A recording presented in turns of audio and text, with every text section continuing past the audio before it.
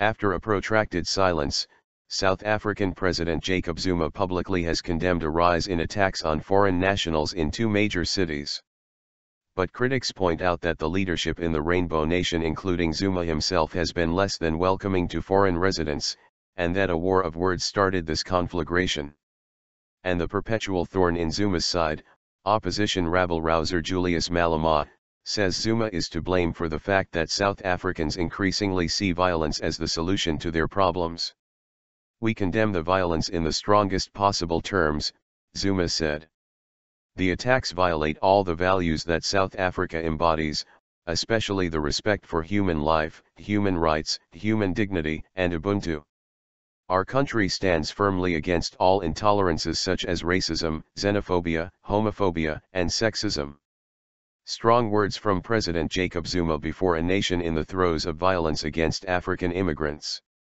In recent weeks, his nation has seen an upswing in attacks against foreign residents, particularly lower-income residents originally from Ethiopia, Malawi, Somalia, and Zimbabwe. Criticism: the violence started in the coastal city of Durban and then spread to the economic hub, Johannesburg. But Zuma's words before Parliament failed to satisfy his critics, who immediately pounced on him. Zuma's biggest critic, far-left politician Julius Malema, delivered a rousing speech that highlighted in more ways than one that the president's stoic, often stilted rhetoric is an impediment to his message. "Mr. President, you come here, you want to condemn violence against xenophobia. But the Cubans have taught us that body language speaks volumes than prepared speech," he said. "You come with a prepared speech, your body doesn't suggest any other leader who is concerned about the killings in KwaZulu-Natal.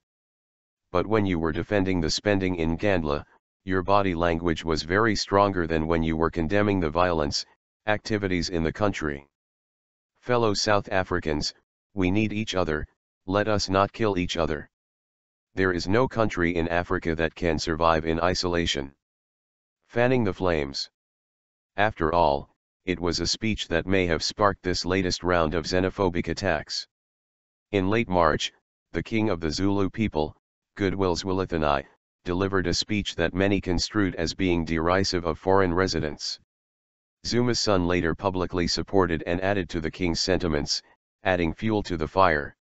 Among the king's reported remarks, "We ask foreign nationals to pack their belongings and go back to their countries." The king claims his words were poorly translated from ISI Zulu and that he was misinterpreted. He now faces a charge of hate speech. Activist Tim Flack this week laid a complaint against the king. Flack's day job is as an organizer for the South African National Defence Union, but he says he laid the hate speech charge in his personal capacity. He says that hate speech is embedded in South African society. Apartheid mentality lingers. South Africa's come from a very, sort of, racist past, coming from the apartheid regime and moving over into democracy, said Flack.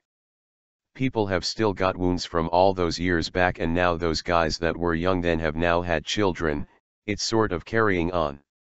It's going to take a very long time before that sort of mentality of us and them, it's always us and them. And this is mentality that's been coded into us by the apartheid regime, and it's very difficult, it seems like it's been very difficult for people to sort of let that go. More worrying, Malema says, is the tendency of South Africa's leadership to react violently. As an example, he mentioned the 2012 mine workers' strike in the town of Marikana that led police to shoot dead 34 protesters. Malema put the blame for this squarely on Zuma. "It was through the state that our people were taught that the resolution to differences will be through violence," he said. "It was under your leadership that when you disagreed with people in Marikana, you killed them. Because you never believed in peaceful resolution of differences.